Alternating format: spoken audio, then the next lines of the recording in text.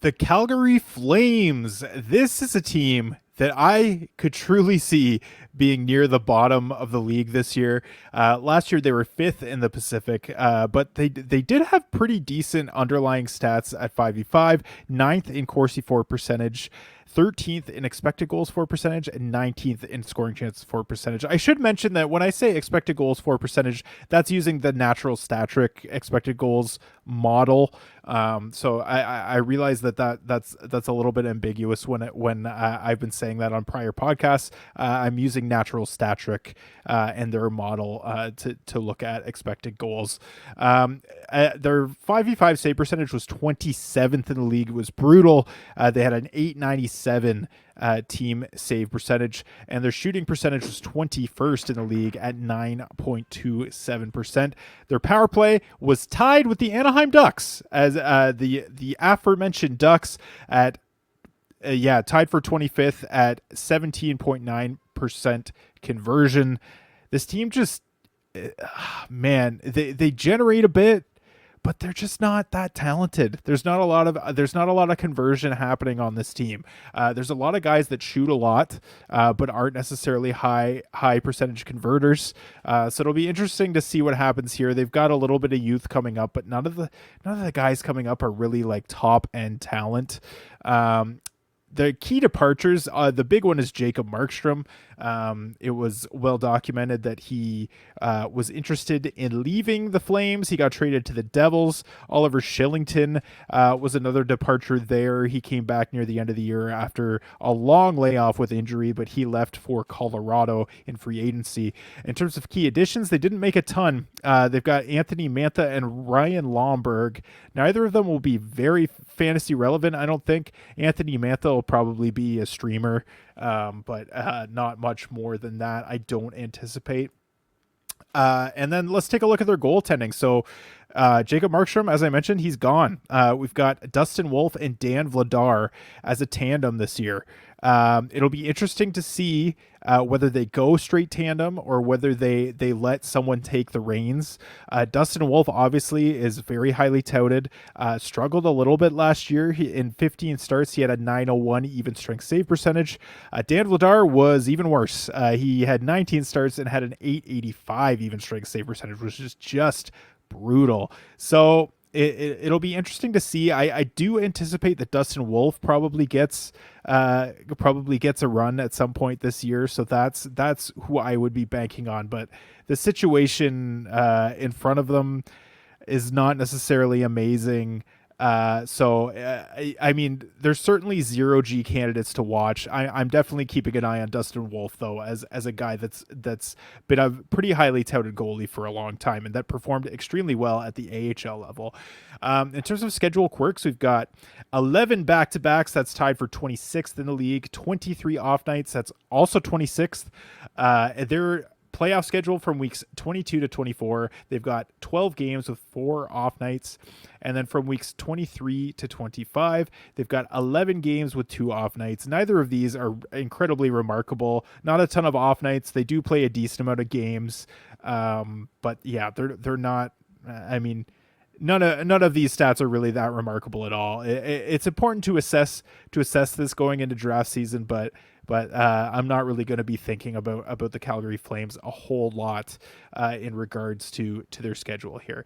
My power play projection for the Flames, I've got Nazem Kadri, Jonathan Huberdeau, Igor Sharangovich, Andrei Kuzmenko as the forwards.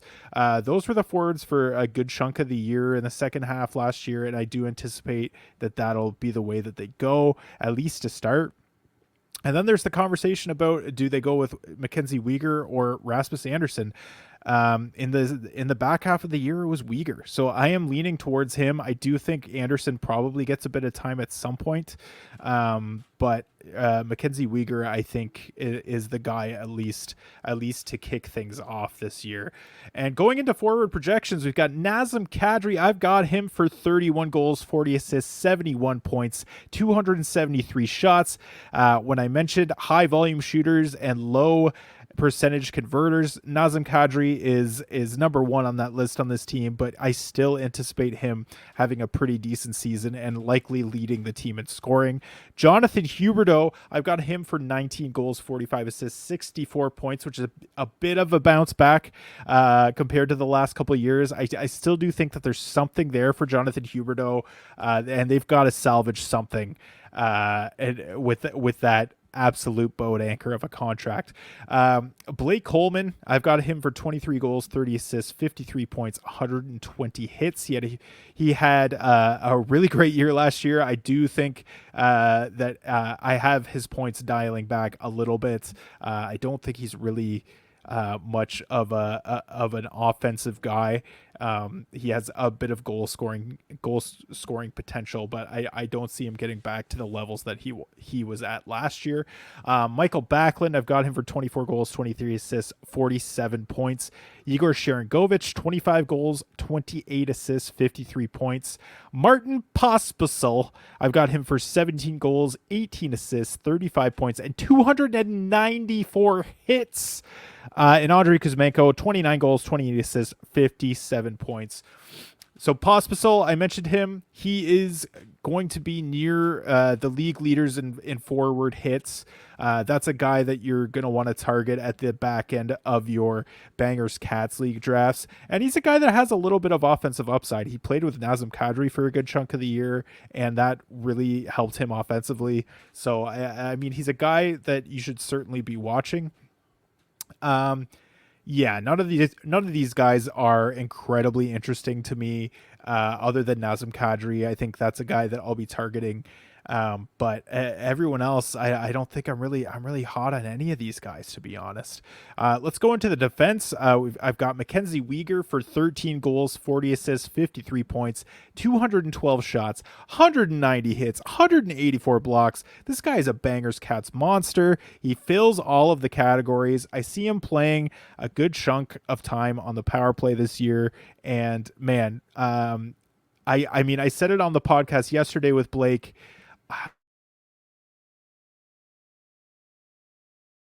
Of reservations picking Mackenzie Weegar as early as like the fourth round, which is a round where he's being taken, fourth to fifth round. And I don't know, maybe I should be leaning into it, because this guy has a really nice peripheral floor, and I think he is going to get lots of minutes and a good opportunity here in Calgary this year. Rasmus Anderson, I've got him for 9 goals, 28 assists, 37 points, 173 blocks. Obviously, the offensive upside is probably going to take a hit with Mackenzie Weegar getting more power play time, as I'm projecting here. So it is possible for Anderson to kind of reach a little bit more in terms of point potential if he gets a little more power play time than I'm anticipating, but this is kind of where I see him landing. And then my top 3 targets, I've got Nazem Kadri. As I mentioned, Kadri is going at 158 in Yahoo leagues, which I love that. I will absolutely be taking Nazem Kadri at that point. And then in Apples and Genos leagues, 113.6, and I would still take Kadri at that point too. I think he generates enough shots. He's going to play tons of minutes, and it's probably going to get 70 points. So yeah, big fan of Kadri. Obviously, I've always loved Kadri since his days in Toronto, and I want to give him some love here. Mackenzie Weegar is another one of my targets for the same reasons I mentioned it before. And Martin Pospisil, I have him on here because he's going at 169 in Yahoo and 260 in Apples and Genos best ball leagues. I think that Pospisil is going to give you some value in Bangers Cats leagues for sure, because that guy just hits so much if he can stay in the lineup and stop getting suspended, because that's starting to become a problem.